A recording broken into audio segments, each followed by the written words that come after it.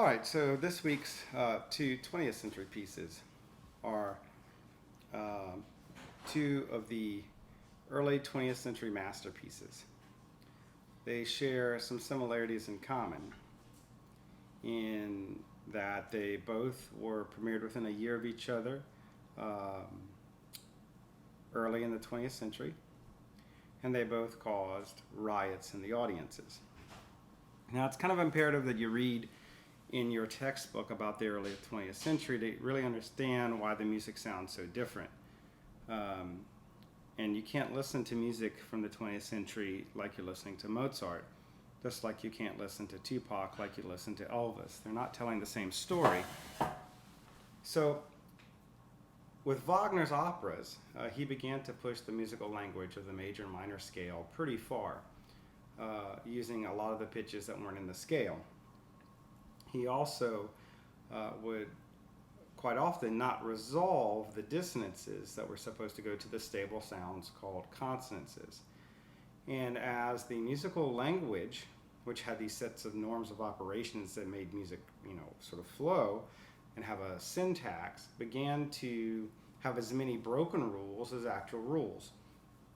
And what begins to happen in language is that the language begins to change and eventually not necessarily look similar to the language that it comes from. And so in the early 20th century and at the end of the 19th century, composers began to experiment with different scales they'd run into that came from Asia, such as the pentatonic scale. They began to look at scales that were symmetrical, such as the octatonic scale. And they began to use things that weren't scales at all. They made music based on musical intervals. And so there's a wide variety of new techniques and new ideologies going on in the 20th century. As a new century with new developments, new technological innovation, changing rapidly, music will react in the same way, just like the visual arts. And you'll see that in that Hitler documentary called The Degenerate Art Exhibit. You'll see the connections between visual arts and language. Everybody begins to question everything in the 20th century as all of their notions of romanticism prove to be false, and with rapid technological industrial innovation and globalism, everybody begins to stretch the envelope in a lot of ways. So we're talking about two composers today. That is Igor Stravinsky, the great Russian composer, and Arnold Schoenberg, the great German composer, who leaves his native land and immigrates to the U.S. and teaches at UCLA, where he becomes a noted writer of music theory textbooks, and the music library at UCLA is called the Arnold Schoenberg Library, or it might be USC, Southern Cal. It's one of the two. I should have double checked that.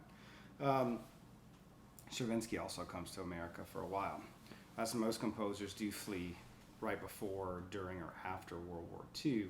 The great influx of classical musical tradition into America really comes with the immigration of the composers from Europe who are fleeing the fact that they're Jewish, or they had ties to helping Jews.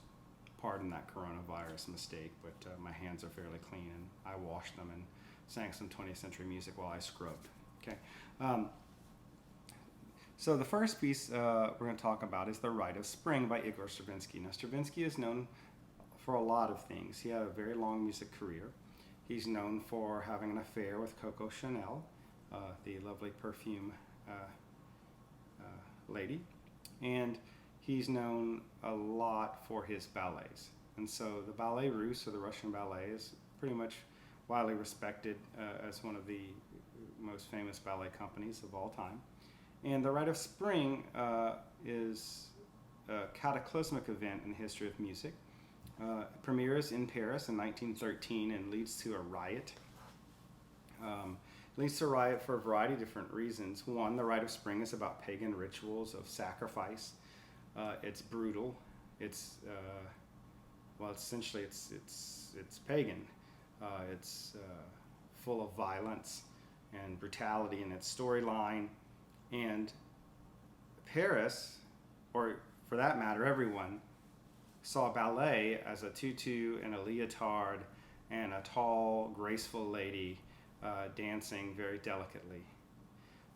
And so the Rite of Spring is everything but delicate. It's everything but a woman in a tutu or a leotard being graceful. And so it really challenged the notions of the audience of what is ballet. Nobody went to the ballet in 1913 in Paris and expected to see what they saw, a pagan ritual in violent color with the costumes, in violent movement and mannerisms, in dances that were in changing musical meters and not a steady one that was very difficult to choreograph, very difficult to pull off. And in the link, you'll hear 10 minutes of the Joffrey Ballet Company doing a historical reenactment. So they had descriptions of the costumes and the choreography and all that. So they did the costumes and the dancing as close to what was written down about the original performance in 1913. It is anything but what somebody would think about taking ballet at a dance studio. And so, of course, there is some victimization of ladies in the storyline as well, which was part of pagan fertility rituals and the celebration of spring coming in with sacrifices and things. So the subject matter itself is pretty racy and riotous, but the dancing questioned all the norms of what ballet was. And there was a big movement of primitivism in art, in drawing and painting, and Stravinsky taps into this in The Rite of Spring. It's musically very demanding as well in a variety of ways, and actually to me is the first historical account of heavy metal. And if you listen to metal, you'll hear the section I'm talking about quite easily. At the same time, roughly a year earlier, the German composer Arnold Schoenberg premieres a work called Pierrot Lunaire. And of course, lunaire, lunatic, lunacy, the lunar calendar ties to, mental health. And Schoenberg sets a set of 21 poems by Albert Girard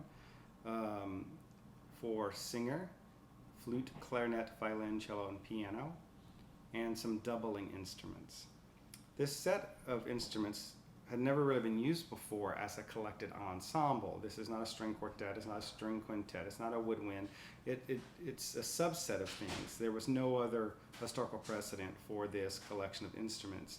And this piece, while in its beginnings was rather infamous, becomes very, very famous for the selection of instruments.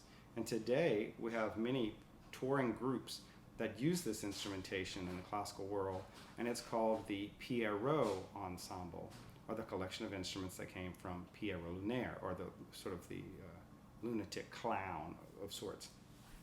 So in our listening link, we have the great Pierre Boulez, the conductor and composer, conducting two movements from Pierrot Lunaire.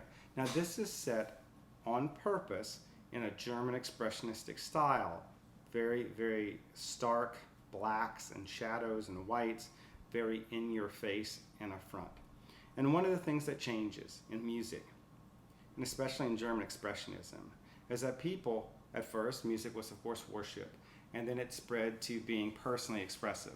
But it was really, really focused on love and happiness or longing or sadness or things like that, sort of on the surface emotions. But with Sigmund Freud's theories of psychoanalysis and the birth of psychology, composers begin to really look at, especially the German expressionist school, what mental illness looked like. In other words, what is the emotional expression of obsessive compulsive disorder? What is the emotional and expressive qualities of attention deficit disorder or bipolar disorder? Can music be expressive of that? And should we hide or put in the background the fact that the emotions of people who have mental illness or even beyond that, just the inner psychology of a human is far more complex than happy or sad. Right? In other words, if I were to look into you, not on the outside of you, but if I wanted to look in your surface, you're much more than your face and your skin and your body. Whether you're frowning or smiling doesn't tell the whole story. And the expressionists look to express the inner psychology of people. They painted the inner psychology, they expressed musically the inner psychology, and there was no apologies for it. If you were going to say that someone was mad, then by God, I was going to accept that I'm mad, and I don't care, and I'm going to express that I'm mad. And by mad, I don't mean like angry. I mean, psychologically mad. So these two works both caused riots for different reasons. For Schoenberg, he began to break away from the tonal system of major and minor scales, and the music is very, very dark and sort of brooding. For me, it's one of the most successful and beautiful pieces of music of all time, but my definition of beauty is very broad. For me, beauty means a really, really great architectural design that expresses its intent, and it is very beautiful in its expression. You feel the drama, you become part of it, you are psychologically moved just like the person's story. You are part of the psychology, and that makes it very, very effective. So make sure you listen to those two links, and we'll talk more about that next week.